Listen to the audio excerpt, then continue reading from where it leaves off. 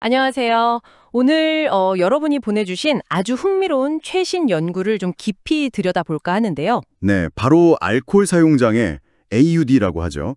이 회복 과정하고 장 건강 사이에 어떤 관련이 있는지 파헤쳐보는 겁니다. 맞습니다. 이게 최신 인간 유전체학 연구인데요. 장내 미생물이 뇌의 그 회복 능력, 그러니까 신경 가소성이랑 어떻게 연결되는지 보는 거죠. 네, 그래서 이게 뭐 앞으로 치료에 어떤 의미가 있을지 그런 걸 알아보는 게 오늘의 목표입니다. 바로 시작해볼까요? 네, 좋습니다. 이 연구는 이제 알코올 사용 장애를 겪고 계신 분들을 대상으로 진행됐어요. 아, 실제 환자분들이군요. 그렇죠. 장내 미생물 상태하고 또 뇌 기능에 중요한 신경 가소성 관련 유전자 활동, 이 두 가지를 같이 분석한 거예요. 그러니까 치료 결과를 좀 예측하거나 아니면 왜 그런 결과가 나오는지 이해하려는 그런 새로운 시도군요. 네, 맞습니다. 그런 접근법이죠. 좋습니다. 그럼 우선 핵심 개념부터 좀 간단히 짚고 넘어가야 할 것 같아요. 장내축이랑 신경 가소성, 이게 좀 생소할 수도 있거든요. 네, 그렇죠. 간단히 말하면 장하고 뇌는 서로 끊임없이 신호를 주고받아요. 이게 바로 장내축이고요. 네, 소통 경로. 그렇죠. 그리고 신경 가소성은 뇌가 경험에 따라서 스스로 구조나 기능을 바꾸는 능력이에요. 계속 변화하는 거죠, 뇌가. 아, 뇌의 유연성이군요. 근데 알코올 사용 장애가 이 두 가지, 그러니까 장내축이랑 신경 가소성 모두에 좀 안 좋은 영향을 준다는 거죠? 맞습니다. 둘 다 부정적인 영향을 받게 되죠. 그래서 연구진이 던진 핵심 질문은 이거였어요. 정말로 장내 미생물 상태가 알코올 문제 회복 가능성에 영향을 줄 수 있을까 하는 거요. 궁금하네요. 그래서 연구팀이 이제 실제 치료 프로그램을 받는 환자 20분을 대상으로 했어요. 뭐 심리치료나 약물치료 같은 걸 포함해서요. 네, 20분. 치료 시작하기 전, 그리고 딱 12개월 후에 이렇게 두 번 장내 미생물 샘플, 그러니까 대변 샘플을 채취하고 또 혈액 샘플로 신경가소성 관련 유전자 발현을 특정한 겁니다. 전후 비교를 한 거군요. 그렇죠. 그렇게 해서 1년 뒤에 재발하지 않고 치료에 잘 반응한 그룹 14분이었고요. 네, 반응군. 그리고 좀 아쉽게도 그렇지 못했던 그룹 6분. 이렇게 두 그룹으로 나눠서 비교 분석을 한 거죠. 아, 그래서 비교를 해보니까 근데 여기서 정말 뭐랄까요? 좀 놀라운 결과가 나왔다고요? 네, 맞아요. 잠깐만요. 그러니까 치료를 시작하기도 전부터요. 이미 그 두 그룹 사이의 장내 미생물 구성의 차이가 보였다고요? 네, 바로 그 점입니다. 치료 전부터요. 와, 이건 진짜 좀 의외인데요. 마치 우리 몸속에 사는 미생물이 뭐 회복 의지만큼이나 중요한 열쇠를 쥐고 있다는 그런 이야기 같아요. 이게 정확히 어떤 의미일까요? 그렇죠. 아주 중요한 포인트인데요. 치료 반응이 좋았던 그룹은 치료 시작 전부터 이미 장 건강에 좋은, 그러니까 단쇄지방산, SCFA라는 걸 만드는 종류의 세균들 있잖아요. 네네, 단세지방산 만드는 세균. 예를 들면 뭐 라크노스피라체이라든지 비피더박테리엄 같은 그런 유익균 비율이 상대적으로 높은 경향을 보였어요. 아, 유익균이 많은 상태로 시작했다. 네, 특히 이 단쇄지방산, 그중에서도 부티르산이라는 게 있는데요.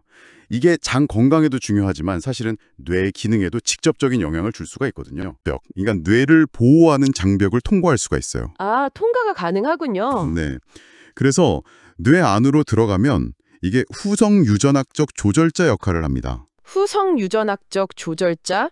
좀 어려운데요. 쉽게 말하게 뭔가요? 쉽게 말하면 특정 유전자 스위치를 켜거나 끄는 데 영향을 주는 물질이라고 생각하시면 돼요. 아, 유전자 스위치 조절. 그렇죠. 구체적으로는 뇌가 스스로 변화하고 적응하는 데 꼭 필요한 유전자들이 있어요. 예를 들어 BDNF라든지 ARC 같은 신경 가소성의 핵심 유전자들인데 이 유전자들의 스위치를 켜는 역할을 하는 거죠. 와, 대단한데요. 실제로 반응이 좋았던 그룹에서는 이런 유익균하고 방금 말씀드린 신경 가소성 유전자 활동 사이에 긍정적인 상관관계가 나타났어요. 와, 그러니까 장 속에 있는 착한 세균이 만드는 물질이 우리 뇌의 유전자 활동까지 조절할 수 있다는 거군요.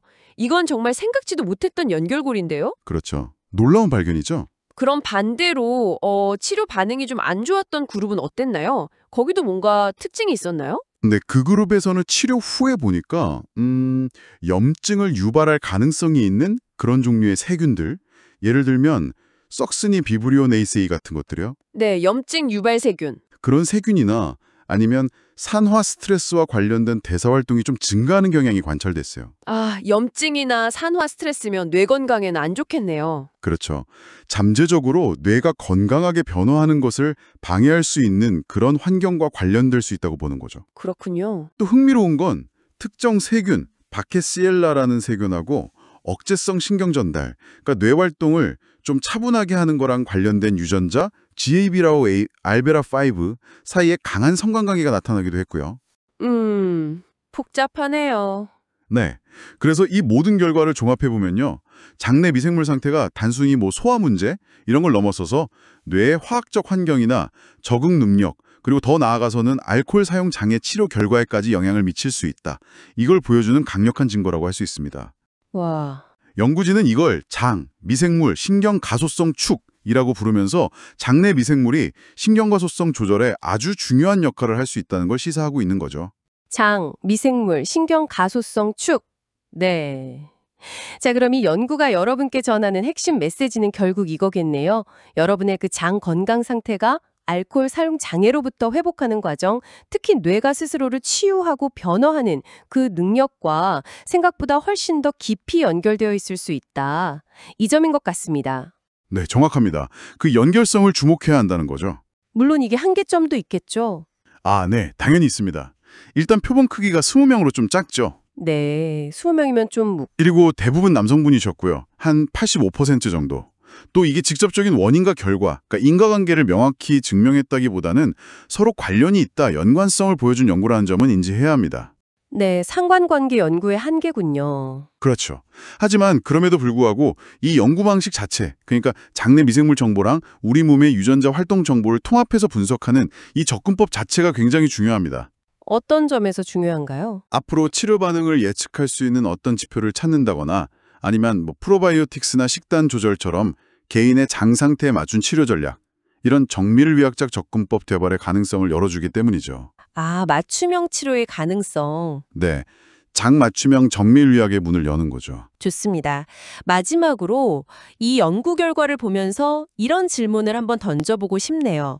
언젠가는 정말 미래에는 개인의 장내 미생물 상태를 정기적으로 확인하고 관리하는 것이 알코올 사용 장애뿐만 아니라 우울증이나 불안 장애처럼 뇌의 변화 능력, 즉 신경 가소성과 관련된 다른 여러 뇌질환들을 치료하는 데 있어서 표준적인 방법 중 하나가 될 수도 있지 않을까요? 충분히 가능한 시나리오라고 생각합니다. 네, 이 연구는 바로 그 흥미로운 미래의 문을 살짝 열어서 보여주는 것 같습니다.